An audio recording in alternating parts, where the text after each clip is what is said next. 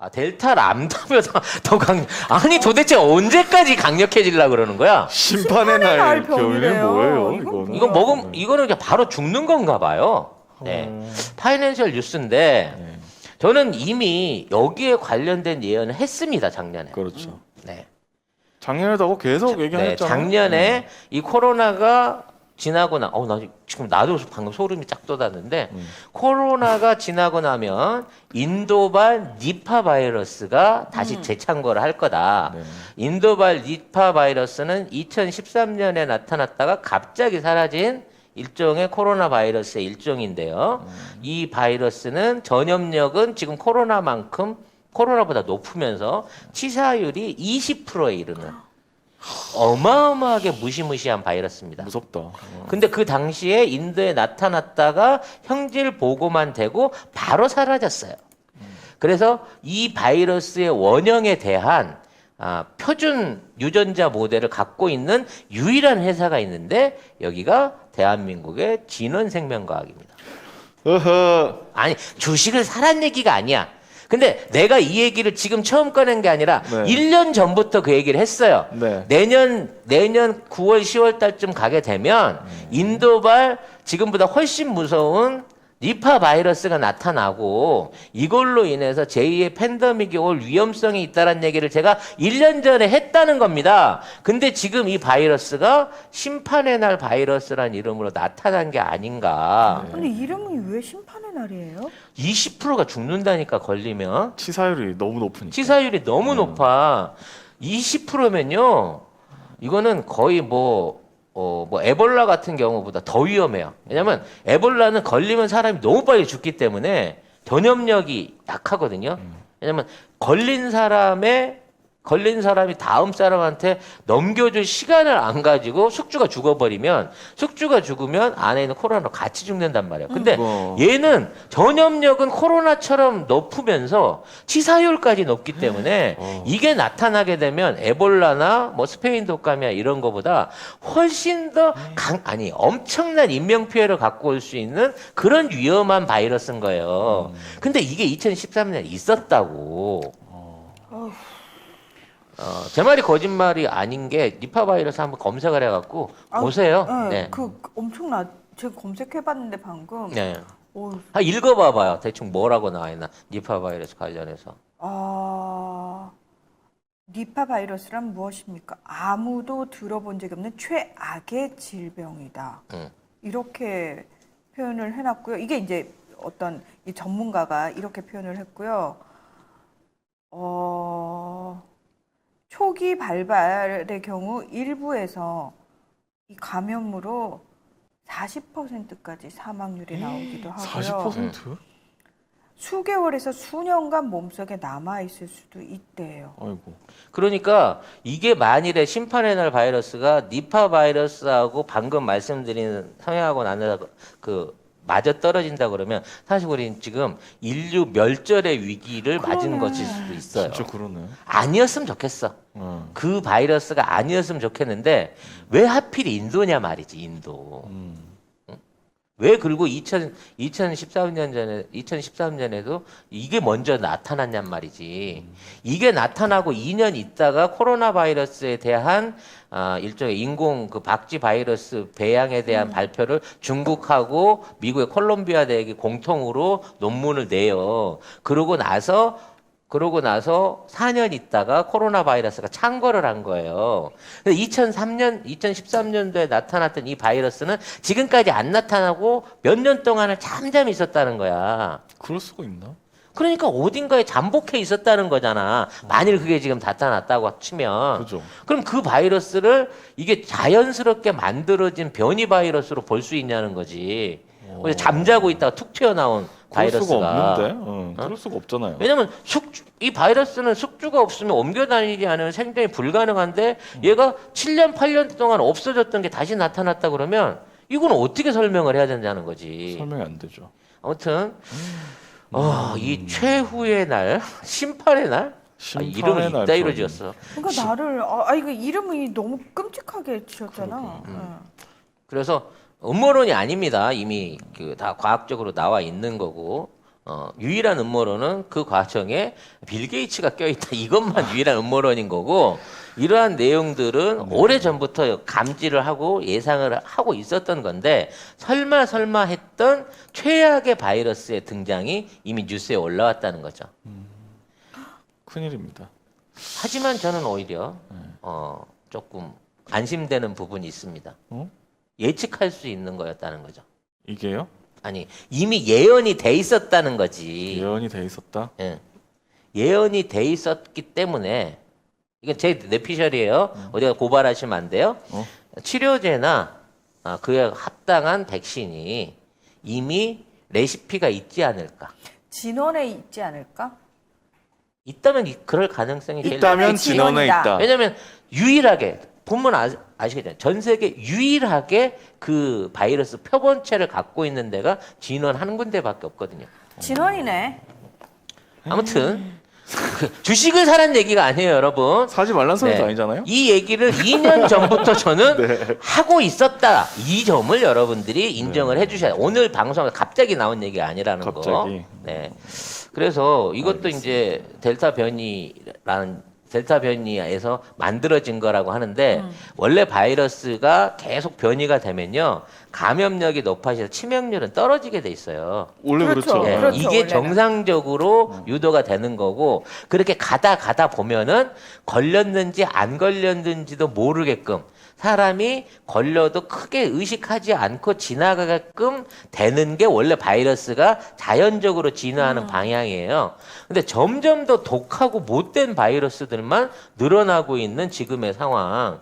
여기에 인위적인 개입이 정말 없었을까라는 의심을 자꾸 해보게 되는 거예요. 음모론의 끝으로 가볼게요. 왜냐하면 1년 전에 이 얘기에다 욕을 너무 많이 먹었는데 오늘은 좀 맥힐 것 같으니까. 그러면 기존에 있는 이런 것들이 인위적으로 만들어지는 거라면 왜 코로나19는 이렇게 중간적인 처리를 못했느냐.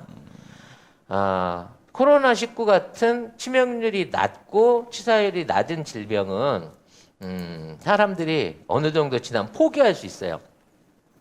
안 죽으니까 독감처럼? 치명률이 나으니까 2% 미만이니까 에이씨 나 이거 백신도 안 맞고 처방도 안 하고 나 그만둘래 라고 포기해 버릴 수 있는 상황이 생겨요. 그렇게 되면 돈이 안 돼. 돈이 안 돼요? 그 백신 돈이 안 된다고. 백신이든 치료제든 비싼 게 팔아먹어야 되는데 만일 그렇게 치명률이 낮은 질병이 드는 건 돈이 안 돼. 아니 뭐 홍콩 독감 뭐 이런 거 아시아 유행하고 뇌염 이런 거 할 때 걱정하는 나라는 그거 하지만 다른 나라는 거기에 대해서 신경도 안 쓰잖아. 그러니까 시장이 형성이 안 된단 말이야.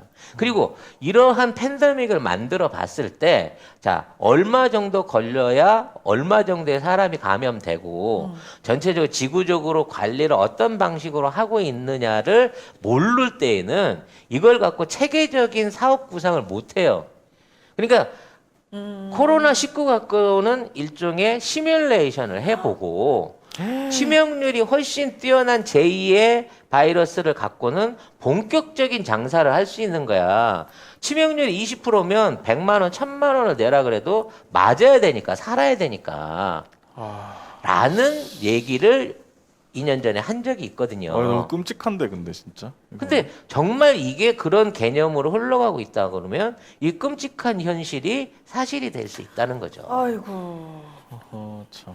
근데 그나마 다행인 게 우리나라의 원천 기술과 치료제와 그리고 그와 관련한 백신들을 생산하는 기술과 설비들이 다 있다는 거야. 진원에? 아니 우리나라에. 우리나라에? 이 모든 게 다 진원으로만 들리니? 아니 어디 있는지 얘기. 그러니까 그러한 위험성이 일어나지 않도록 일어나게 된다고 하더라도 유일하게 그거를 맞서 싸워서 대항할 수 있는 시스템, 국민성 그리고 기술과 설비를 갖고 있는 나라는 대한민국뿐이다라는 점에서 그나마 우리가 좀 덜 불안함을 가질 수 있다는 거예요. 왜? 우리 델타 변이도 전 세계에서 가장 늦게 확산되기 시작하고 있는 거거든요.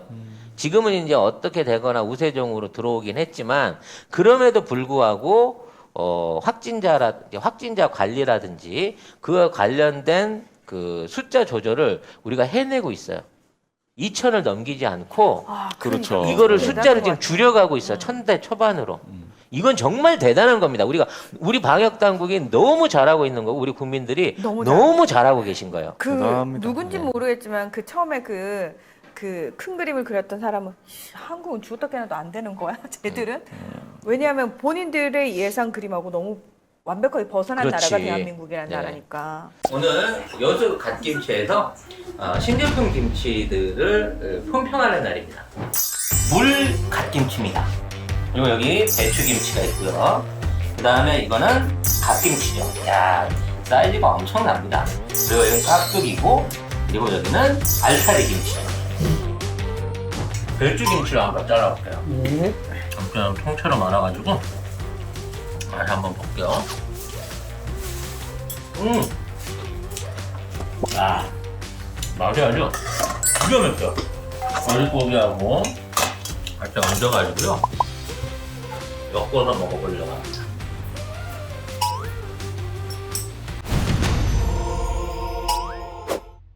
젓가락을 양념이 완벽하게 조화를 이룰 수가 있는 것 같아요. 이 갓김치를 껍데기를 먹어보기 전에 국물을 한번 맛을 봐볼게요. 야, 이 시원한 맛은 여러분들이 이거 한번 보시게 되면 중독이 될 수밖에 없는 것 같아요. 깍두기도 잠깐 볼까요? 왜 이렇게 무가 달짝지근한 건가요, 뒷맛이? 하지만 최고라고 칠 수 있는 거는 물 갓김치. 이 물 갓김치 맛이, 이 국물 맛이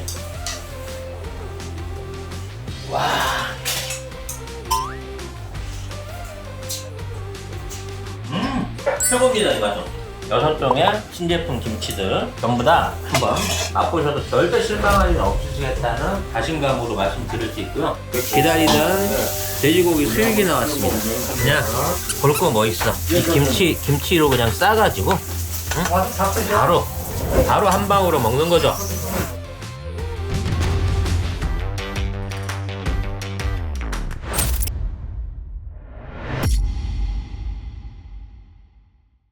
어쩌면 그 그림을 그리고 빌 게이츠가 우리나라 7대 제약회사들한테 모두 지원금을 주고 MOU를 맺어두지 않았을까. 헐. 최후까지 가장 안정적으로 살아남을 수 있는 나라는 대한민국이니까 이쪽에서 모든 걸 그때 다 문 대통령 와가지고 국내에 있는 백신 생산 기업 7군데 다 투자한다고 해서 실제로 투자를 했어요. 헐. 그리고 삼바가 만들어지고 SK 바이오사이언스가 만들어지기 시작할 때 서울대하고 IVI하고 같이 투자했던 사람이 빌 게이츠라니까. 빌 빌 게이츠 게이츠는 그러면 얘기하니까. 어떻게 알았대? 아는 아는 놈이 게 아니지. 아니고. 이렇게 되면 하는 놈이지. 실행한 놈이지. 계획을 세운 놈이지. 아니 하는 실행하는 그렇게 되는 놈인데 딱 보니까 대한민국은 다르네. 아니 왜냐면 이거 너무 깊이 가는 거 아니야? 아무튼 어찌 됐거나 이걸로 통치권을 가지려 그러면 이게 무법천지의 질병이 되면 안 돼요. 이걸 통제할 수 있는 통제가 돼야 돼. 능력을 가진 키가 있어야 돼. 그래서 그 키를 가진 국가와 그 기업이 이 국가를 주도하게 되거든. 이번에 팬데믹에서 봤지만 정치고 외교고 뭐고 없잖아. 코로나로 다 두들겨 맞으니까. 그렇죠. 백신 하나만 갖고 지금 보면 제대로 듣지도 않은 물 백신 하나만 갖고도 이 정치가 좌지우지돼 외교가 좌지우지되는 모양을 봤잖아. 그런 면에서 치트키가 점점 더 한국이 갖고 있는 치트키에 관심이 쏟아질 수밖에 없는 상황들이 만들어지고 있다는 거죠. 물론 불안하긴 하지만 심판의 날 변이는. 그럼 이혼도 약간 그 맥락에서 빌 게이츠의 이혼. 빌 게이츠의 이혼. 뭐 개인 사정이니까 네. 원래 나쁜 아이였는데 그동안은 안 들켰는지 부인이 참아줬는지 그건 알 수 없어요. 갑자기 이혼을 했는데 이혼을 하게 만든 당사자가 중국 출신의 트랜스레이터다. 그러니까 통역사다.